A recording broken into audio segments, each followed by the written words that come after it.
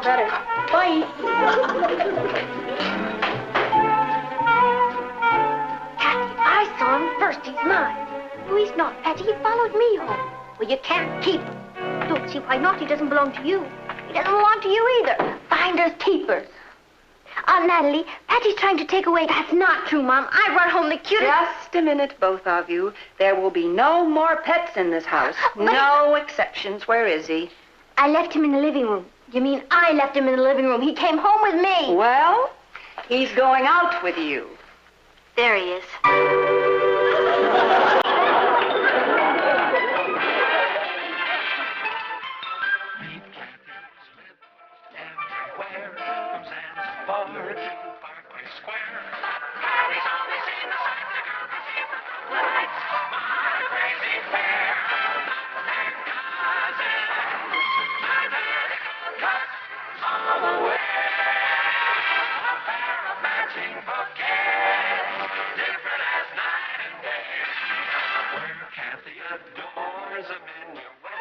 The ballet roof and quick Suzette.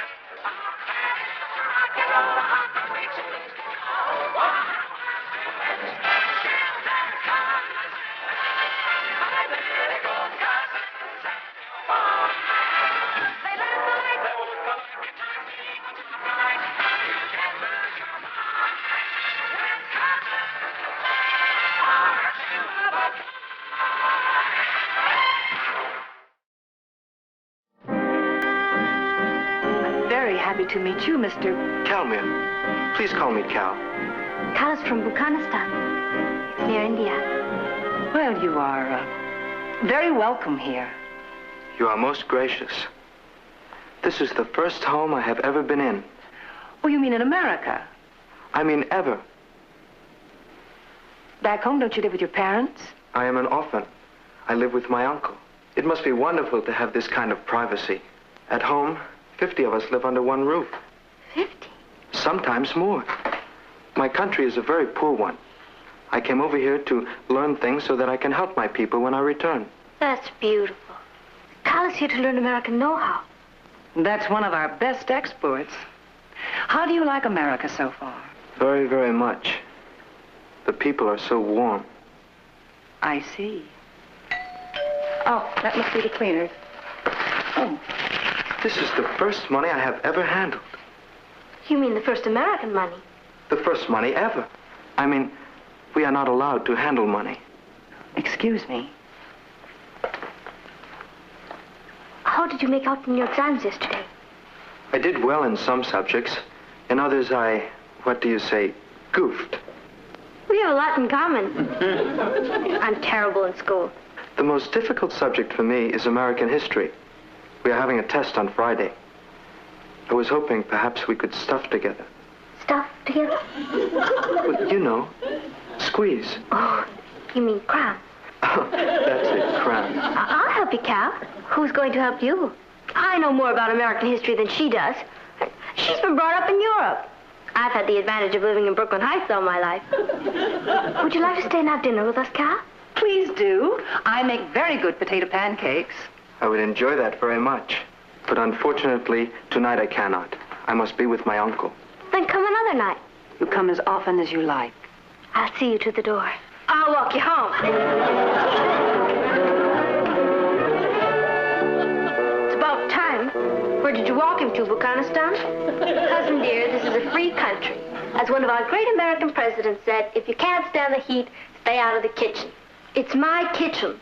Cal came here today to see me. Then why did he walk home with me? Because you threw yourself at him. Maybe I did, but he caught me. I'm doing you a favor. Cal's not your type. And exactly what type is he? Well, he's dark and dreamy looking. That's my type. He needs someone who can teach him American customs. That's me. I'm as American as apple pie. Oh, and what am I? A wet crumpet. You should have heard him, Martin. He's never had any money in his life. He lives in a place with 50 people, and yet he doesn't feel one bit sorry for himself. All he kept talking about was going back to his country and helping his people. Sounds like quite a boy. He is. He's beautiful and very serious-minded. He came to this country to learn American customs. And which one of you two is helping him to learn? I am. Oh? Oh, don't look at me. I'm just the referee. Is this what they mean by the eternal triangle? I'll have to meet this boy. I didn't think the two of you were attracted to the same type. A dreamboat is a dreamboat in any language. I'd like to help him if we could. He lives with an uncle, and he didn't say much, but I get the feeling that the uncle is pretty strict with him. Well, if he has a financial problem, I might be able to get him a job on the paper after school. Could you, Uncle Martin? We'd appreciate that. Who's we? Calmere and I. I'll check and see if we have an opening for a copy boy. I could make him a loan. He couldn't afford your rates. You know something? I hope Cathy gets him. That's a terrible thing to say to your own sister. It's a silly thing to say. Why, it isn't as though Cathy and Patty are competing for him. No, of course not. No, of course not.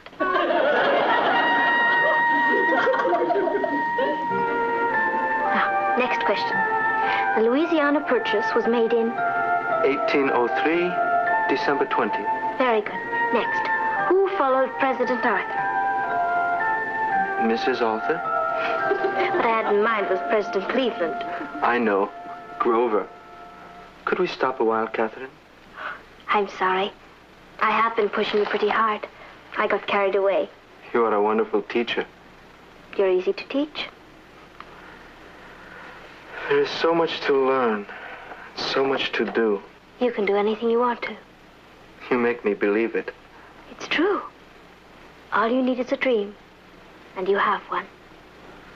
What is your dream, Catherine? To make a chocolate souffle that won't fall. No, tell me.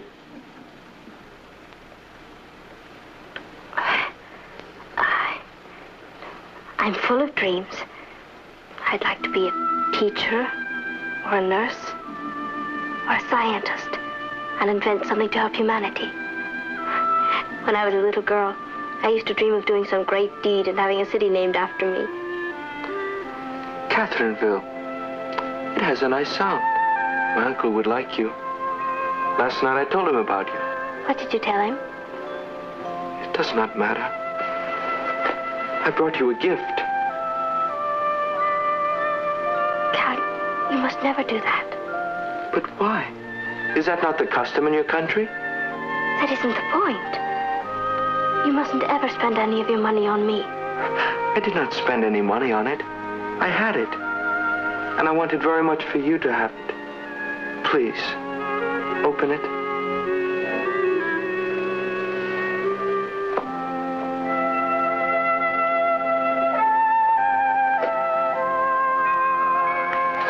It's beautiful. Do you really like it? Very much. It will make a lovely paperweight. A paperweight? It is yours to do with as you wish. There you are. Well, sorry I'm late. Now we can all sit down and do our homework together. Let's see, here we go now.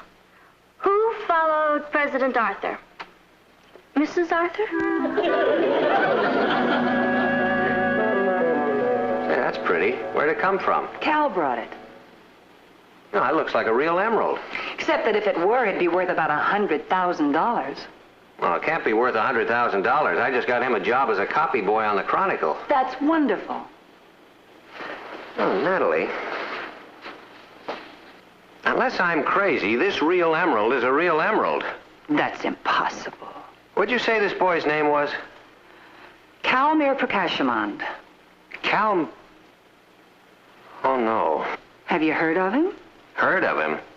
My new copy boy is the Crown Prince of Buchanistan. Cal, he couldn't be. Why not? Because he had lunch here and I used my old silver. He said he was poor. He said he lived in a place with 50 servants.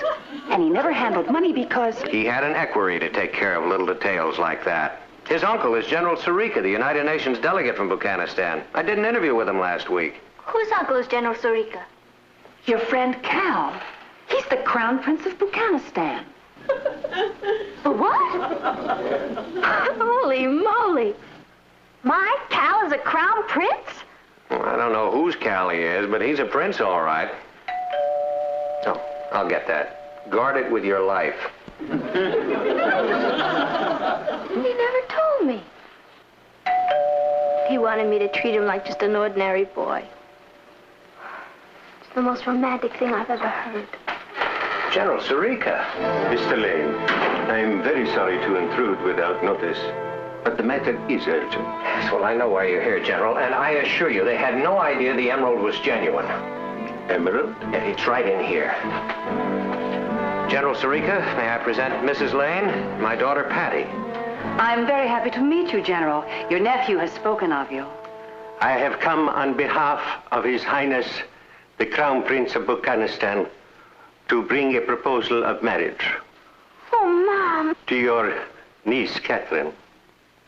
Kathy? Are you sure you got the message right? I'm Patty. Both our names end in Y. It's very easy to make a mistake. There is no mistake. I'll get Cathy. Don't anybody dare say a word until I get back. I don't know what to say, General. This comes as something of a shock. I'll say. His Highness is very impulsive, but once his mind is made up, he does not change it. If your niece will have herself in readiness at noon tomorrow, a limousine will pick her up and bring her to the embassy, where the marriage contract will be signed. Will that be convenient? I'm afraid not. Another time would be more convenient? Yes, about 5 years from now. General Sarika, Cathy is 16 years old. I have pointed that out to His Highness. He said he has nothing against older women. Older? In our country, the brides are usually younger. Your Highness. Cathy, this is General Sarika. Now, the General has come here... I know. Aunt Natalie told me. Talmer sent you. His Royal Highness has asked me to convey to you his deep feelings for you and assurances that he will do everything in his power to see to your future happiness. He said that? Well, now, this is all very flattering, and we certainly appreciate the honor, General, but... Your niece will be given a dowry of £1 million. She will have her own staff of servants, motor cars, a summer palace and a winter palace. A summer palace and a winter palace? Oh, General, I'm afraid... The marriage ceremony will take place in Buchanistan in 10 days. No, it won't. Now, please tell the prince there is not going to be any ceremony. General Sarika, you must realize that American customs are a little different. But surely these customs are the same all over the world. Well, not in this case. His Royal Highness has picked the wrong girl. I mean, Cathy is not even out of high school yet. Surely you don't believe that she's going to leave her home and travel halfway around the world to live in a foreign country with the Crown Prince. Well, tell him, Cathy. Yes.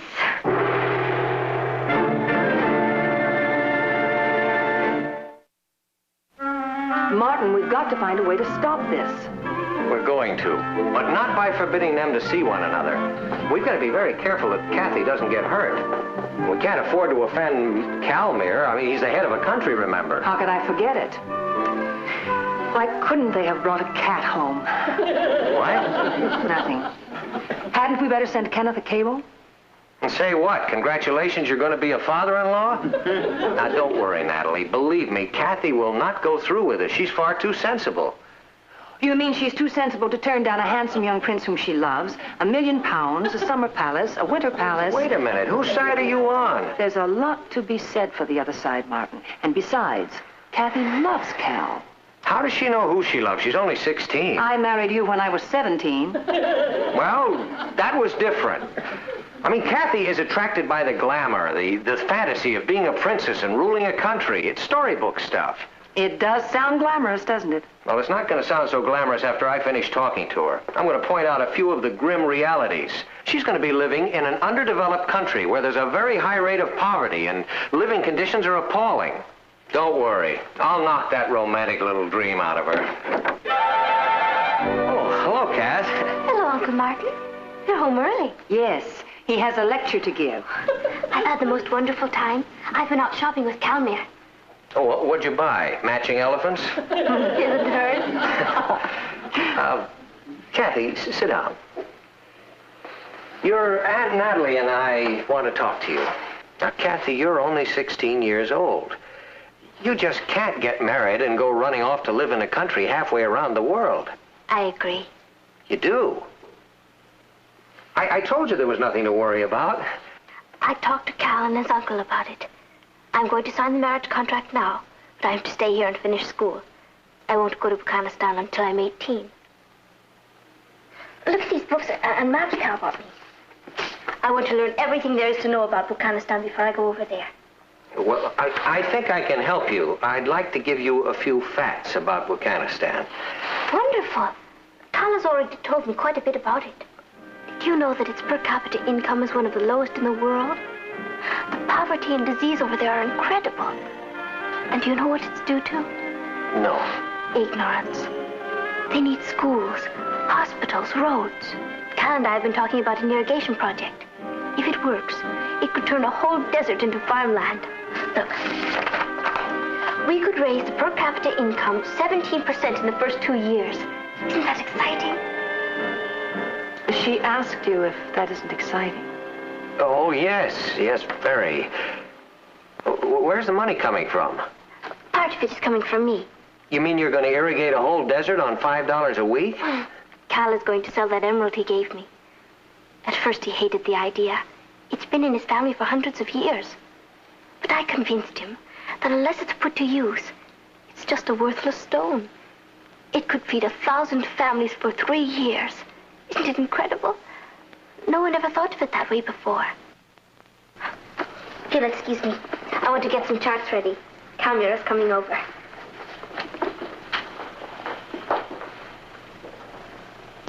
Well, you sure talked her out of her romantic little dream. What are we going to do now? Cable Kenny's going to be a father-in-law. Come in.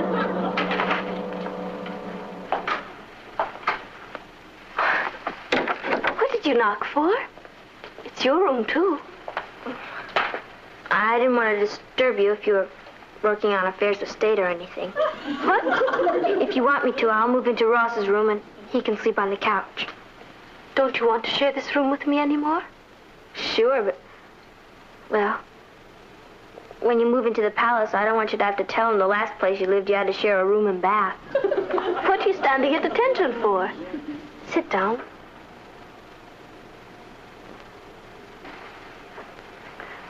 When do you sign the marriage contract?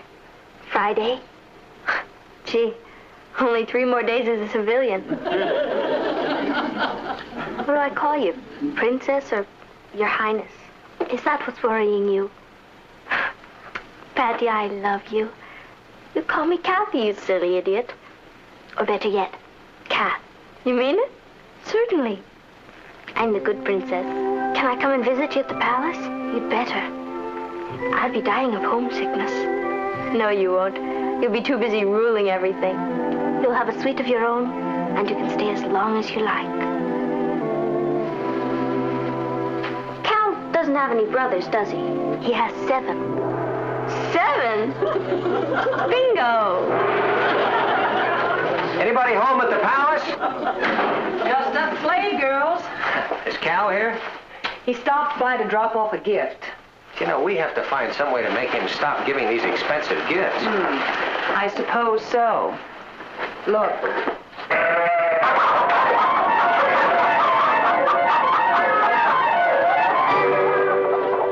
The formal signing of the marriage contract will take place at our embassy tomorrow. As a courtesy, however, we thought you would like to look up the various conditions now. Let me say it again, General. Cathy is a minor. Nothing she signs now will be binding. We understand that, Mr. Lane. It is really a premarital agreement. We would like to get this done now because my nephew must return home next week. When Catherine reaches her 18th birthday, it will become binding. Unless Cathy changes her mind. I won't. I will see to that. Now, as to the terms, it is traditional for the bride to bring to the royal family 10 water buffalo.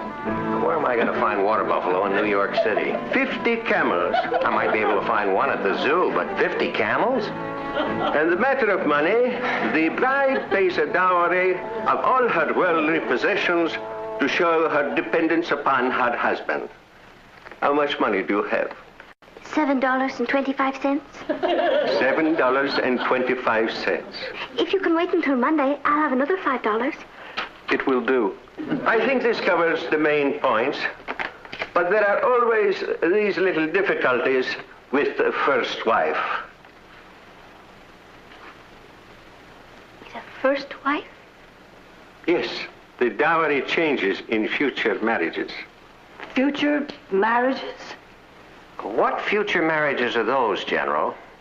It is a small point.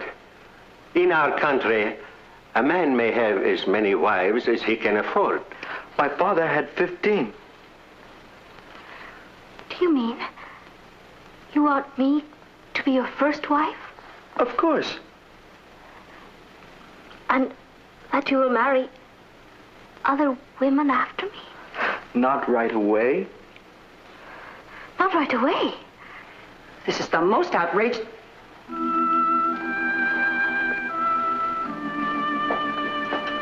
Why didn't you tell me this before? Well, I just took it for granted you knew. It is the way of our people. But it's not my way. When I get married, it's going to be for keeps. For keeps? To one man, with one wife. Me. It is nothing to get excited over. Different countries, different customs. You will get used to this. I don't intend to try. You don't mean you're refusing to marry me? Better find a girl when you get back home. In America, girls like it our way better. One to a customer. This is such a little thing. I do not understand. I will explain it to you in the limousine. I'm afraid there is nothing more to talk about. Just to say goodbye. Catherine, perhaps if we discussed this, you would change your mind. No. Good luck with the irrigation project. Thank you.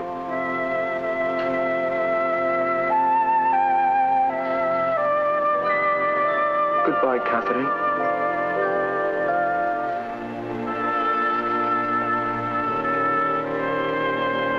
I'm so sorry, Cathy. Are you very upset? No. Just a little numb. Do you know? I was almost a princess.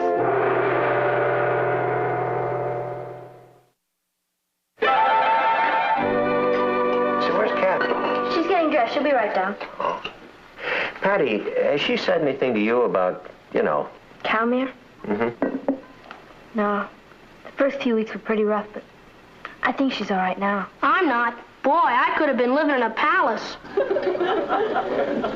She doesn't talk about it much. She hasn't been going out at all. Can't you get her interested in something? Or somebody? I try. She just likes to be by herself. Well, maybe you could try just a little harder, huh? Sure. Good morning. Hello, Hi, dear. Kath. Well, what do you girls have planned for tonight? Richard and I are going bowling. Would you like to join us, Kath? No, thank you, Patty. I think I'll stay in and write some letters. Why don't you go, Cathy? You haven't been out one night in the last 6 weeks. I guess I'm just not ready yet. Try to forget him. I will. I know it's ridiculous. By now, he's certainly forgotten all about me.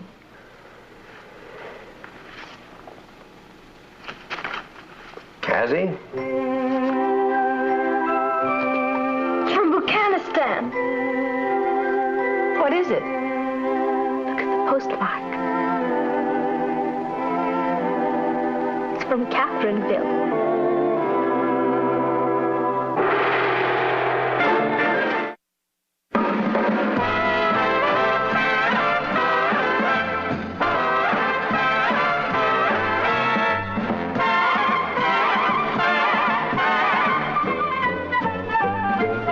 Here's served most everywhere, from Zanzibar to Berkeley Square. But Patty's only seen the sights a girl can see from Brooklyn Heights. What a crazy pair, but they're cousins, identical cousins, and you'll find They laugh alike. they walk alike, at times they even talk alike. You can lose your mind when cousins